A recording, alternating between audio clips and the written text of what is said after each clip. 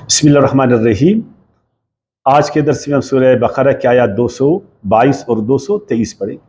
ان آیاتوں میں حیض کے بارے میں، ماواری کے بارے میں بیان ہوا ہے کہ ماواری کے دوران جو خاص ایام ہے عورتوں کی، اس دوران مرد کو عورت کے ساتھ مجامت سے روکا گیا، جنسی اختلاط سے روکا گیا ہے۔ اور اسی طرح آگے پھر جو بیوی کی ایک حیثیت ہے، بیوی کا ایک مقام ہے، اس کو بتایا گیا کہ ایسا کرنے میں فریقین کا، میاں بیوی کا کیا فائدہ ہے، اور اگر خدا نخواستہ انہوں نے اس پر عمل نہیں کیا تو نقصانات کیا ہے، یہی آج ہم پڑھنے جا رہے ہیں۔ بسم اللہ الرحمن الرحیم۔ وَيَسْأَلُونَكَ عَنِ الْمَحِيضِ، اے پیغمبر آپ کے اصحاب آپ سے پوچھتے ہیں حیض کے بارے میں۔ حیض عربی کا لفظ ہے، اردو میں تو اس کو ہم خاص ایام کہتے ہیں، ماواری ہم اس کو کہتے ہیں، اور طب کی اصطلاح میں مینسز کو کہا جاتا ہے۔ اس میں ایسی شناخت نہیں ہے کہ ہم نے اس بیماری کو ایک شنی چیز سمجھا اور پھر عورتوں نے شرم اور عار محسوس کی اور ایسا لگا کہ عورت اس عمل کے دوران بالکل نعوذ باللہ ایک نیچ ہے۔ نہیں، ایسی بات نہیں ہے۔ یہ ایک فطری عمل ہے، ایک فطری عمل ہے۔ اس فطری عمل میں عورت کو کچھ اذیت ہوتی ہے۔ اذیت ایک معمولی تکلیف کو کہتے ہیں۔ اس دوران میں ایک عورت ایک معمولی تکلیف سے گزر رہی ہوتی جو کہ فطری ہے، اس بری بات نہیں ہے جس کو ہم نے بڑا برا بنایا، اور عورت شرم اور اعراض محسوس کرتی ہے، اور ہم بھی اس دوران عورت سے ایک قطع تعلق کرتے اور اس کو عورت کی کمی ہم سمجھتے اور اپنی برتری اسی عمل کے حوالے سے مرد ثابت کرتے اور عورت کے لیے ٹینشن بنایا میں نے اس کو عمل کو۔ نہیں، قرآن ایسا نہیں بولتا۔ حیض عربی میں خون کے جاری ہونے کو کہتے، اور اس دوران چونکہ فطری خون وہ جاری ہوتا فطرت کے مطابق، تمام عورتیں الا ماشاءاللہ اس عمل سے گزرتی ہے، تو لہٰذا یہ عمل از خود ایک برا عمل نہیں، نہ اس میں کوئی شناعت ہے، نہ اس سے مردوں کو اباہ کرنی چاہیے، نہ عورتوں کو شرم اور عار محسوس کرنی چاہیے، نہ اس عمل سے ہم عورت کو گرائے اپنے مقام سے اور اپنی برتری ثابت کریں۔ یہ ایک فطری عمل ہے، جس طرح لوگ بوڑھا ہو جاتے، بعض لوگ بیمار ہو جاتے، تو فرمایا یسألونک عن المحیض، یہ حیض کیا ہے؟ یہودیوں نے اس کو ایک ناپاک اور شرمناک عمل قرار دیا، ناپاک اور شرمناک عمل قرار دیا، باعث شرم، باعث عار، بالکل عورتوں کی، عورتوں کو ایسا انہوں نے نفسیاتی حوالے سے بتایا تھا کہ یہ ایک شرمناک عمل ہے جس سے تم گزر رہے، تیرے لیے بھی اور ہمارے لیے بھی ایک ناپاک عمل ہے، تمہارے لیے ہمارے لیے بھی، تم بھی گندی ہو اپنے لیے ہمارے لیے بھی، بلکہ اپنے سے دور رکھتے تھے اس کو، کسی قسم کا تعلق ان کے ساتھ نہیں رکھتے تھے۔ شوہر اس دوران میں اپنی بیوی کے ساتھ کوئی تعلق، نہ کھانے میں، نہ پینے میں، نہ سونے میں، نہ بیٹھنے میں، بالکل قطع تعلق کرتا تھا، اس لیے کہ تم گندی ہو، تم ناپاک ہو، تو لہذا مجھ سے ہٹو۔ اسلام نے اس یہودی تصور کو غلط ٹھہرایا اور فرمایا قل هو اذى، یہ ناپاکی نہیں ہے، یہ گندگی نہیں ہے،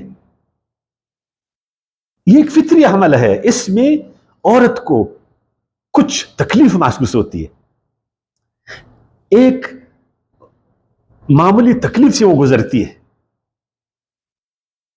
لہذا تکلیف کے دوران اپنی بیوی کو زیادہ تکلیف نہیں دے دو، کوئی قطع تعلق نہیں کرو، ایک بستر پر سو، ایک دسترخوان پر کھاؤ، ایک گاڑی میں بیٹھو، وہ تیرا جیون ساتھی ہے، تیرے بچوں کی ماں ہے، اس دوران میں آپ اس کے ساتھ سو بھی سکتے ہو، کھا بھی سکتے ہو، چل بھی سکتے ہو، پھر بھی سکتے، صرف اس کے ساتھ ایسا عمل نہیں کرو جس سے اس کو تکلیف ہو، اور وہ ہے باہمی مجامت، باہمی اختلاط۔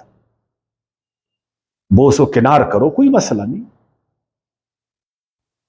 اس کے ساتھ باقی جنسی تعلقات کو برقرار رکھو، کوئی مسئلہ نہیں۔ مسئلہ اگر ہے تو صرف یہ ہے کہ اس دوران میں اس کے ساتھ جنسی اختلاط، یعنی اس کے ساتھ مجامات نہیں کرو جہاں سے اس کو تکلیف ہو رہی ہے بیچاری کو، اس کو مزید پریشان نہیں کرو، مزید اس کو تکلیف نہیں دے دو، تاکہ تمہاری وجہ سے وہ تمہاری بیوی تکلیف میں ہو جائے، یہ نہیں کرو۔ عورت کو اس دوران بالکل اچوت مت سمجھو، اس سے بالکل قطع تعلق نہیں کرو، یہودیوں کے روش پر مت چلو، اس سے الگ تھلگ مت ہو جاؤ۔ باقی تمام قربتیں جائز، باقی تمام قربتیں اس دوران اپنی بیوی کے ساتھ جائز، صرف ایک قربت جائز نہیں، وہ ہے جنسی قربت، جہاں سے عورت کو تکلیف ہو رہی وہاں پہ مزید بیوی کو تکلیف مت پہنچا۔ وہ تیرا جیون ساتھی ہے، تیرے بچوں کی ماں ہے، اگر اس کو تیری وجہ سے دکھ تکلیف پہنچے گی تو یہ غلط۔ فاعتزلوا النساء فی المحیض، اس لیے حیض کے دوران عورتوں سے اعتزال کرو اور ان کے ساتھ جنسی قربت نہیں رکھو۔ باقی آپ صلی اللہ علیہ وسلم نے فرمایا ساری قربتیں اس کے ساتھ رکھو، کھاؤ پیو سو اس کے ساتھ، چلو پھر اس کے ساتھ، اپنے سے الگ اس کو نہیں کرو، لیکن ایک جنسی قربت اس کے ساتھ نہیں رکھو۔ اس لیے نہیں کہ وہ صرف تکلیف سے گزر رہی ہے، اس لیے نہیں کہ صرف وہ تکلیف سے گزر رہی ہے، اس کے کچھ اور عوامل بھی ہے، اس کے کچھ اور عوامل بھی ہیں، کچھ اور بھی احکامات ہیں جن کی طرف ہمارا نظر نہیں کیا۔ گویا کہ ایام حیض میں کافی احکامات ہیں، مثلا یہاں پر طہارت کے مسئلے آتے، یہاں پر طلاق اور عدت کے مسئلے آتے، اور عدت سب کو معلوم ہے، عدت طلاق و نکاح میں اہمیت کا عامل مسئلہ ہے، اور اس کے اثرات پھر نکاح پر پڑتے، طلاق، عدت، وراثت، آئلی مسائل ہے نا۔ ابھی تو خیر ہم عدت کے حوالے سے کافی جانتے، کیونکہ ہمارے ملک میں ایسا ہوتا ہے، جو عورتوں کے پوشیدہ مسئلے ہیں ان کو ہم نے آشکار کر دیا اپنی سیاست کی وجہ سے، عورتوں کی عزت، ان کا احترام، ان کو مٹی میں ہم نے پلیت کر دیا صرف اپنی سیاست کی خاطر۔ لیکن اس طرف میں نہیں جاتا ہوں، میں صرف یہ کہتا ہوں کہ قرآن مجید نے اس دوران اپنی بیوی کے ساتھ مجامعت، جنسی قربت اس لیے نہیں کرو کہ اس کے اثرات پر طلاق پر، نکاح پر، عدت پر، وراثت پر پڑتے، پورے آئلی مسائل پر پڑتے۔ اگر اس دوران میں کسی نے اپنی بیوی کو طلاق دی پھر کیا ہوتا، اور اگر اس دوران میں ایک عورت نے جو طلاق شدہ تھی اس نے شادی کی پھر کیا ہوئے گا، اس کے وراثت کے مسئلے کیا ہوئیں گے؟ تو چونکہ آگے خود یہ مسئلے آ رہے اس لیے ادھر میں ان کو ڈسکس نہیں کروں گا، ادھر صرف یہ کہوں گا کہ وہ یہودی جو فکر و نظر تھا عورت کے بارے میں کہ عورت کی بیماری کو وہ مرداری سمجھتے تھے، گندگی سمجھتے تھے، قرآن نے اس کو رد کر دیا۔ وہ جو عورتوں کو اچوت سمجھتے تھے قرآن نے اس کو رد کر دیا، عورت کو ایک مقام دیا، اس عمل کو ایک فطری عمل ٹھہرایا، کوئی شرمندگی کی بات نہیں، عورتیں اس میں کوئی شرم محسوس نہیں کرے، کوئی کمی محسوس نہیں کرے، کوئی آر محسوس نہیں کرے، اور مرد بھی اس کو اپنا برتری کا ایک جو ہے نا باعث نہیں بنائے۔ وَلَا تَقْرَبُوهُنَّ حَتَّى يَطْهُرْنَ، اس دوران میں اے شوہرو اپنی بیویوں کے ساتھ جنسی قربت مت کرو جب تک وہ پاک نہ ہو لے، یعنی یہ جو خون کا عمل ہے یہ ختم نہیں ہو جائے۔ فَإِذَا پھر جب تطہرنا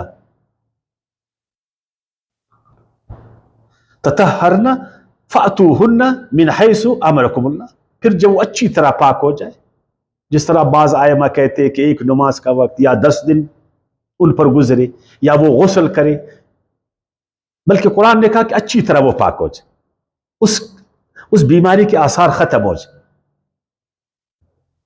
وہ پاک صاف ہو جائے۔ اچھی بات ہے کہ وہ غسل کرے یا کچھ وقت اس پر، پھر شوہر بیوی کے ساتھ قرابت کر سکتے، جنسی اختلاط کر سکتا ہے اس کے ساتھ۔ پھر بھی فَاتُوهُنَّ مِنْ حَيْثُ أَمَرَكُمُ اللَّهُ، پھر وہ یعنی تم پھر آ جاؤ،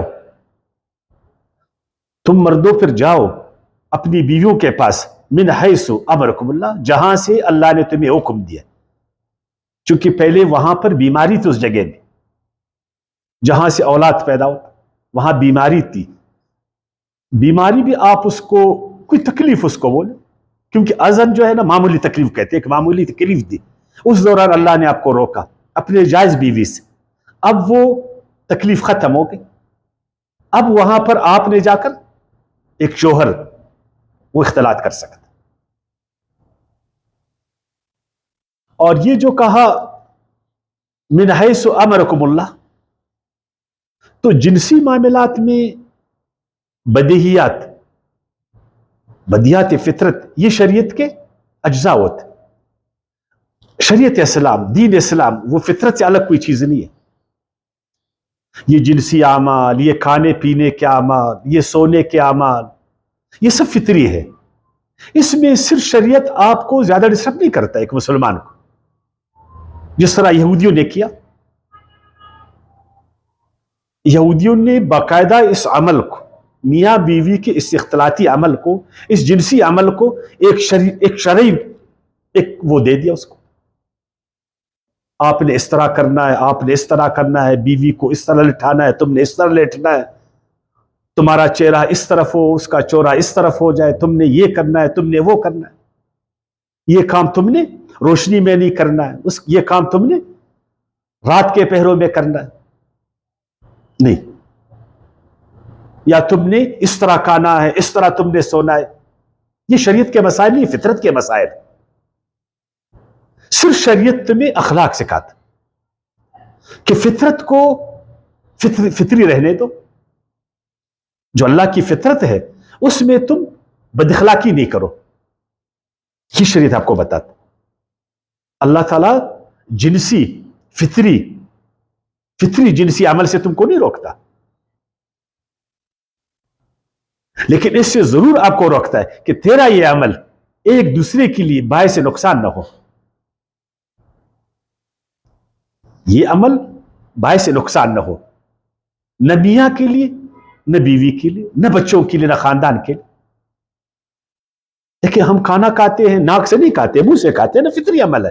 اب اس میں مذہب آ کر مجھے بولے کہ تم کھڑے ہو کر کھا دو، بیٹھ کر کھاؤ، کانٹوں کے ساتھ کھاؤ، چمچے کے ساتھ کھاؤ، ایک فطری عمل ہے جو میں اچھا محسوس کرتا ہوں، جس کو معاشرہ اچھا محسوس کرتا ہے، جس میں وہ کھانے کا عمل اچھا لگتا ہے، شریعت آپ کو منع نہیں کرے گا۔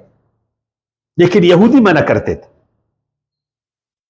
کہ تم نے کھڑے ہو کر نہیں کرنا ہے کھانا کھانے، تم نے فلان نہیں کرنا ہے، اور اسی طرح جنسی حوالے سے بھی وہ بہت سخت شدید۔ اگر ایک شوہر اپنے بیوی کے ساتھ جنسی عمل کرے گا تو اس کو ان کنڈیشنز کو، ان شرائط کو سامنے رکھنا ہے، یہ اس کے آداب ہوئیں گے، یہ اس کی سنتیں ہوئیں گے، یہ اس کے مستحبات ہوئیں گے، یہ اس کے واجبات ہوئیں گے، یہ اس کے فرائض ہوئیں گے، وغیرہ وغیرہ، لمبی لمبی کتابیں انہوں نے کی، اور انہی کے نقش پر آج مسلمان بھی کی آداب معاشرت، اتنی بڑی بڑی کتابیں لکھتے، آداب معاشرت، کھانے کے آداب، پینے کے آداب، سونے کے آداب، چلنے کے آداب، پھرنے کے آداب، بیت الخلاء میں جانے کے آداب، بیت الخلاء سے نکلنے کے آداب، یہ فطری اعمال ہے، اس میں زیادہ مسلمانوں کو مت الجھاؤ۔ یہ ہر انسان جاتا ہے کہ میں بیت الخلاء میں جا کر اس فطری عمل کو کیسا جو ہے نا اپناتا۔ کھانا پینا ایک فطری عمل ہے، ہر مسلمان جانتا۔ آپ اس کو اخلاق سمجھاؤ، زیادہ اس کو ڈسٹرب نہیں کرو۔ یہودیوں نے ایسا ہی کیا، اس لیے اللہ تعالیٰ نے فرمایا فَاتُوهُنَّ مِنْ حَيْثُ أَمَرَكُمُ اللَّهُ، تو جس فطری طریقے سے اللہ نے تمہیں حکم دیا ہے ان کے پاس آؤ۔ ان اللہ یحب التوابین ویحب المتطہرین، ہاں یاد رکھو کہ اللہ تعالیٰ دوست رکھتا ہے توبہ کرنے والوں کو، جو اللہ کے امر کی طرف رجوع کرتے، جو اللہ کے احکامات کی طرف رجوع کرتے، جو اللہ کے احکامات کو پانتے نہیں ہے، توڑتے نہیں ہے۔ ہر وقت وہ خیال کرتے کہ اللہ کا حکم نہیں ٹوٹے، اگر ٹوٹے تو فوراً اس کو جوڑے۔ اگر اللہ کا یہ امر مجھ سے ٹوٹا تو میں اس کو جوڑ دوں۔ یہ ہے توابین۔ اور اسی طرح اللہ تعالیٰ پاکیزگی کو پسند کرتا۔ تم کھانے پینے چلنے پھرنے سارے اعمال میں اخلاق کا خیال رکھو، صفائی کا خیال کر لو، پاکیزگی کا خیال رکھو، مادی حوالے سے بھی اور معنوی حوالے سے بھی۔ بیت الخلاء میں تو جاتے ہو تم آداب کے ساتھ، لیکن وہاں صفائی ہے؟ وہ بیت الخلاء سے اس قدر بدبو آئے کہ آدمی جو ہے نا 2 دن بیمار ہو جائے۔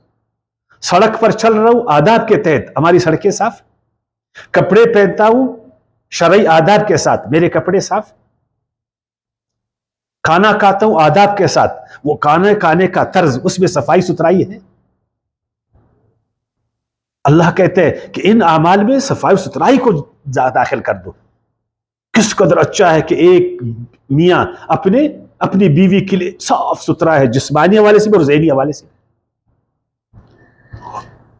اور ایک بیوی صاف ستھری ہے اپنے میاں کے لیے، معنوی حوالے سے بھی اور جسمانی حوالے سے بھی۔ اگر وہ آداب کو تو بجا لے رہے لیکن دونوں سے میاں بیوی سے جو ہے نا بدبو آ رہا، بدبو سے آ رہا ہے، میلے کچیلے، نہ منہ صاف، نہ چہرہ صاف، نہ بال صاف۔ کیا یہ شریعت ہمیں بتاتا؟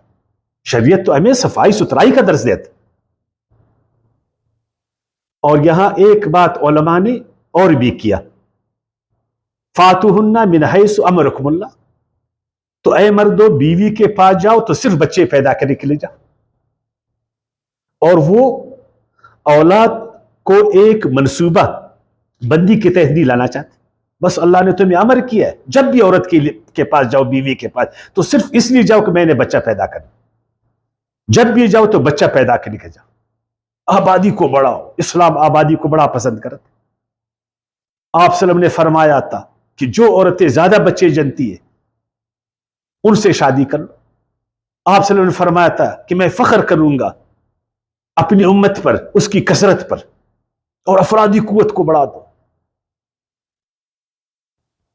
اس آیات میں تو ایسا کچھ نہیں لگتا۔ یہ تو حیض کے مسئلے چل رہے، ادھر آبادی کہاں سے آیا؟ یہاں یہ ہے کہ جب یہ تکلیف ختم ہو گئی تو اپنی بیوی کے ساتھ فطری حوالے سے قربت کر۔ انسان تو حیوان نہیں ہے، انسان منصوبہ بند ہے، منصوبہ ساز ہے۔ اگر انسان منصوبہ ساز نہیں ہوتا تو آج یہ حیوان ہوتا۔ پھر اگر حیوانوں کی طرح جاتا اور حیوانوں کی طرح آتا، یہ منصوبہ سازی نہیں کرتا تو آج انسان پھر اس قدر ترقی یافتہ ہوتا۔ تو یہاں ایسی بات نہیں ہے، بلکہ اسلام میں منصوبہ بندی کا حکم کرتا۔ انسان کو اللہ تعالیٰ پلینر کہتا ہے، اس کو تمام مخلوقات سے افضل ٹھہراتا ہے۔ اللہ نے اس کو ذہانت دی ہے اس لیے کہ وہ اپنے اعمال کو اپنی ذہانت کے مطابق استعمال کرے، اپنے کاموں کو اپنی ذہانت کے مطابق استعمال کرے۔ تو خیر یہ بحث اس میں یوں ہی آیا۔ تو اللہ تعالیٰ پاکیزگی کو پسند کرتا ہے، اور اپنی بیوی کی تکلیف کو اپنا سمجھو، بیوی شوہر کے تکلیف کو اپنا سمجھے۔ یہ گاڑی کے 2 پہیے ہیں، جب بھی ایک پہیہ اگر خدا نخواستہ اس میں کچھ کمی آئی تو دوسرا پہیہ اس کمی کو دور کر دے، تاکہ یہ گاڑی اچھی طرح چلے تاکہ یہ رشتہ اچھی طرح نبھ سکے، خاندان کو فائدہ ہو اور اس جوڑے کو فائدہ ہو. وما علینا الا البلاغ.